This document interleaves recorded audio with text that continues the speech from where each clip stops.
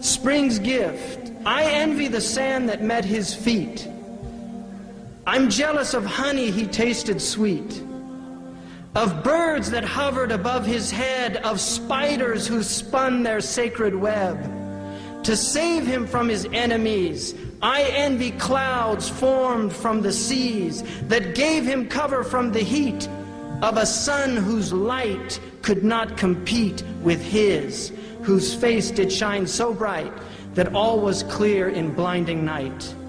I envy sightless trees that gazed upon his form completely dazed, not knowing if the sun had risen, but felt themselves in unison with those who prayed and fasted too, simply because he told them to. With truth and kindness, charity from God who gave such clarity, his mercy comes in one he sent to mold our hearts more heaven bent. I envy all there at his side who watched the turning of the tide as truth prevailed and falsehood fled and hope restored life to the dead. Women and men through him found grace to seek together God's noble face. I envy the cup that gave him drink, his thoughts that helped us all to think, to be one thought that passed his mind, inspiring him to act so kind.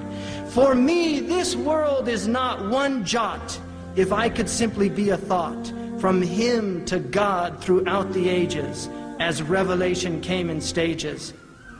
I pity all who think it odd to hear him say there is one God, or he was sent by God to men to hone their spirit's acumen. It's pride that blinds us from the sight that helps good men to see his light. He taught us all to be God's slaves, and he will be the one who saves humanity from sinful pride. Muhammad has God on his side. So on this day be blessed and sing, for he was born to grace our spring. With lilies, flowers, life's rebirth, in a dome of green like his on earth. Jazakumullah khairan.